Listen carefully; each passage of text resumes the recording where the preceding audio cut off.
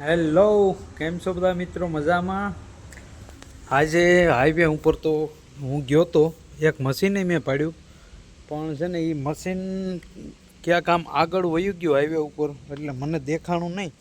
પછી હું એની વાહે એમ તો 1-2 કિલોમીટર લગન ગયો હોત, પણ મને છે ને મશીન ક્યાંય જોવા ના મળ્યું. એટલે પછી હું હાલો હવે આપણે મંદિરે જઈએ. મંદિરે તો જો કે ડેઈલી આવવાનું જ હોય, માતાજીને ત્યાં પગે લાગવા. પછી આવતો રહ્યો એ મંદિરે. હવે આજ તો અહીંયા છે ને જો આ કુંડિયાને એવું ભર્યું છે કે નથી ભર્યું કે એવું બધું જોઈએ.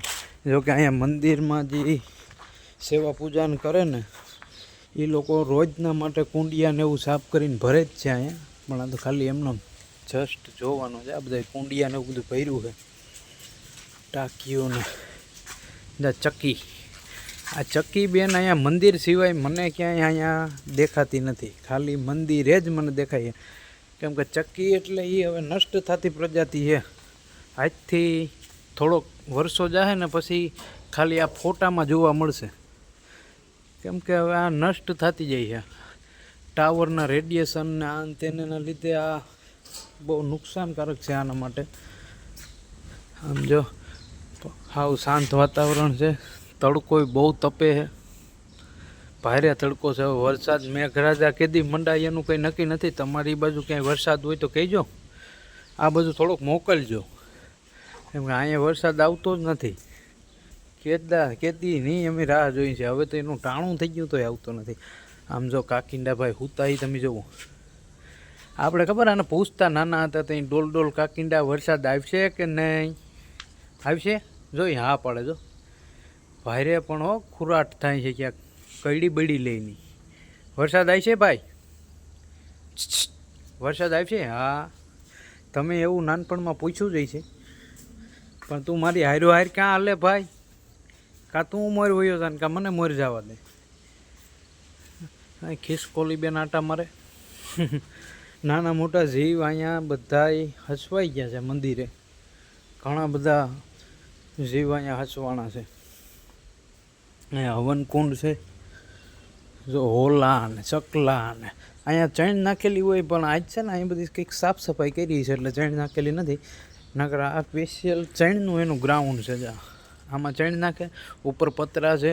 અહીંયા આવડવા ડેલો પેક થઈ જાય, ફરતી બાજુ બાઉન્ડ્રી છે દિવાલ, એટલે એને કંઈ કોઈ જાતનું ટૂંકમાં એમ કૂતરાની કે મીંદડું તો જો કે આવી જાય, પણ કૂતરાની ને એની બીક નહીં. એમ કંઈ કૂતરું આમાં ઠેકે હકે એવું છે નહીં આ બાઉન્ડ્રીમાં. મીંદડાને આને બહુ બીક રહે ભાઈ. હાલતા પછી પકડી લે પક્ષી ના તેને એનું બહુ ધ્યાન રાખવું પડે. આપણે તો આખો દી અહીંયા મંદિરે તો કંઈ હોય નહીં, આપણે હોય ત્યારે પણ આપણને ખબર હોય. હમણાં એક દી બપોરે મીંદડી આવી ગઈ હતી. આવી રીતના છે ભાઈ અહીંયા બધું. અને આજ તો કંઈ આપણે હાઈવે ઉપર જોવા મળ્યું નથી, ને જોવા મળ્યું તો એ વયું ગયું. મશીન હતું બહુ સારું મોટું બધું. શેનું મશીન હોય તો મને ના ખબર હોય. હું તો અહીંયા હાઈવે ઉપર આવે એટલે વિડીયો બનાવી નાખું. ઠીક છે, હાલો તો હું અહીંયા થોડીક વાર બેહું, આરામ કરીએ.